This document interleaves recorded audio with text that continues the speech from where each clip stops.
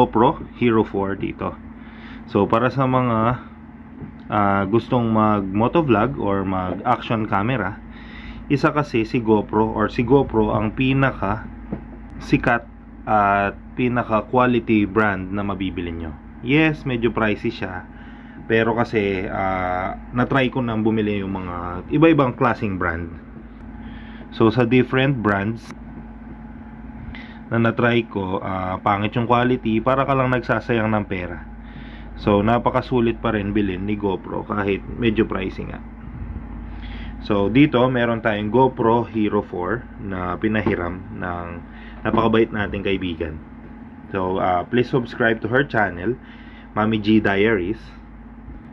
So si GoPro Hero 4 is may capability ng 4K resolution, 1080p, 720p if gusto nyo. So meron din siyang frame rate up to 60.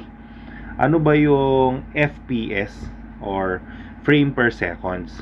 So ang frame per seconds is yung series ng pictures. So si video, ang video kasi series ng pictures yan na sa normal eye or sa mata ng mga tao, it's considered as a video. Pero sa camera, series of pictures lang yun. So frames, yun yung per picture na makikita natin as video. So the higher the frame per second, the more smooth or most quality na makikita natin or mapapanood natin. So for example, sa motovlog, napaka-importante ng frame per second kasi depende yan kung anong klaseng video yung gusto mong gawin or anong klaseng quality yung gusto mo. So may gumagamit ng 30 frame per second, may gumagamit ng 60.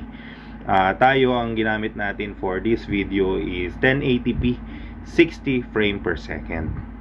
So pag-usapan natin saglit kung ano yung mga meron sa GoPro Hero 4. So ito si GoPro Hero 4, yan yung camera niya. Ito yung mode or yung power on and off. Meron siyang front screen indicators. Yan. Meron siyang power on and off. Meron siyang mode selector dito or yung setup. Pag pumunta ka setup, meron siyang touch screen display sa likod. Yan. Touch screen yan. Yan yung physical appearance niya. So meron siyang charger or more likely pag ididikit nyo siya sa computer, kukunin nyo yung kanyang mga video. Meron siyang tatlo nga palang klase ng capability para makuha nyo yung kanyang mga video. So pwedeng kukunin mo yung SD card, which ginagamit ko, kinakabit kong diretso sa phone and edit ng video. Pwede mo siyang i-connect sa computer, sa MacBook, sa Windows, or pwede mo siyang i-connect sa app. Depende sa iyo kung alin ang mas gusto mo. So dahil pinahiram lang to, nakasetup na yung wifi niya dun sa phone ng kaibigan natin, hindi na natin pinakilaman yung settings na yun. So again, balik tayo sa physical appearance. So yan, discuss na natin yung front display, yung indicator. So mostly indicators lang to kung anong mode ka. Nasa video ka, magpa-power on ba siya, yung battery, makikita dyan. Yung on and off button, yan. Yung selector up and down. So pag nag-up ka yun, pag nag-okay, up, ay nagda-down ka ng select menu. Yan. Tapos pag nag-exit ka sa mga setup, ito yung ginagamit. So dito yung battery nya. So ipinipress yan. Tapos mag-slide lang. Tapos ito yan, dito yung SD card. So si SD card nga pala, so ang gamit ko is 64GB. So ang gamit niya is 512. So let's just say na hanggang dun yung memory niya. So yung 512GB, napakaraming video mo nang magagawa. Pagdating sa battery, isa pa yan. Sa mga kasi iba-ibang klaseng brand yung battery, napakahina. I mean, lagi kang nagdadalang power bank, nagcha-charge dito. Si GoPro, magtatagal yung battery mo. So katulad kanina, trinay ko siya, more than an hour na ako, hindi pa siya nalolobat. Yun, so yun yung physical appearance nung pinaka GoPro. So napakasulit naman niya. Kung akong tatanungin, yes, pricey siya, pero yun, makukuha mo naman yung quality na mabibili mo, yung babayaran mo. So may dalawa siyang battery. Yan. Ito yung battery niya. Tapos ang kasama lang niya is yung pang screw ng mount. So si GoPro, bumibili ka ng case niya or mounting. Si Hero 4, ito yung kasama niyang waterproof na mount. Ito, charger to. So dito nyo ikakabit yung mga battery. Makakapag-charge kayo. And ayun yung cable. Connecting either sa computer or sa mga cellphone charger. Itong isang back frame niya. Kaya walang glass to. Yan. Kaya walang glass to kasi pag tina-touchscreen nyo siya, kung hindi nyo siya gagamitin underwater or yan, para hindi siya fully sealed. Pero ito mukhang ginagamit nila underwater kaya fully sealed siya, or baka yun lang yung preference na ginagamit nila. Ito yung case. So mapipindot nyo yung tatlong button. Unlock nito is yan. So magki-clip lang yun dun kasi sasara nyo na. Tapos pag bubuksan si GoPro, same, bubuksan lang. Tapos assist nyo lang. Tapos hindi nyo naman siya kailangan hilain or anything. Magpo-pull down naman siya mag-isa. Let the gravity do its thing. Yan.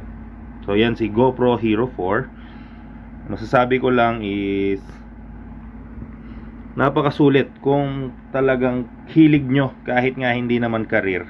Katulad ko, hilig ko lang talaga. Napakasulit na investment kesa kasi magsasayang kayo ng pera katulad ko na I've tried it, different cameras, ganun din. So actually chinek ko lang to kasi yung main purpose ko for the GoPro is yung wide angle niya, kasi nga dahil nag-video ako ng motor while riding them, so motovlog. More on likely gusto ko na kasi nakita yung dash and yung view. Sa mga ibang brand wala yon. So ito may wide angle, linear angle, yan pag-usapan natin yung settings. Meron din siya medium. So si wide, ang explanation lang doon is more likely ganito, mas madali is meron siyang zoom in and zoom out. Yun yung pinakamadaling explanation ng wide angle. Pag naka wide angle siya, naka zoom out siya, so mas marami kayong nakikita, parang nagkaka-peripheral visions kayo. Hindi siya naka zoom in na naka-focus lang say doon sa dashboard ng motor.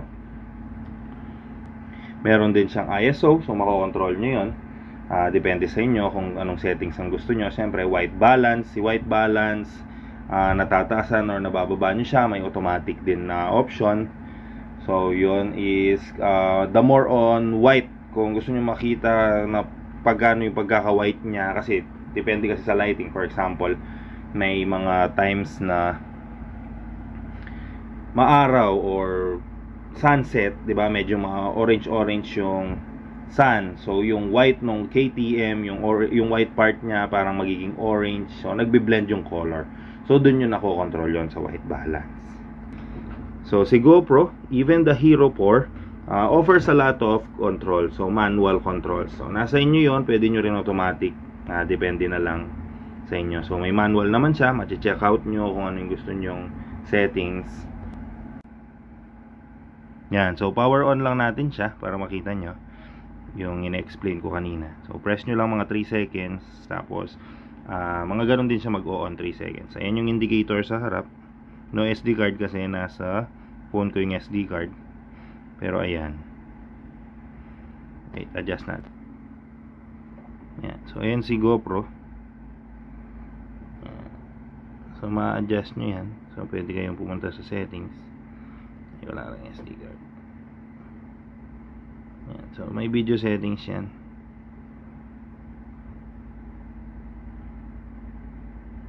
Yan. So control nyo siya. Ayan, ito yung touchscreen na sinasabi ko. Yan, para mag-activate yung touchscreen.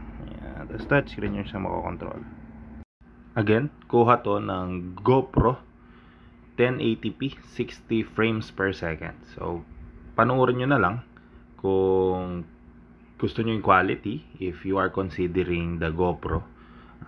Yan. So may 4K option din siya. Ang ginamit ko lang is 1080p 60 frames kasi yun yung parang pinaka-standard ni YouTube. And siyempre medyo adjust pa ng color. So check nyo yung quality. Para sa akin, napakasulit niya.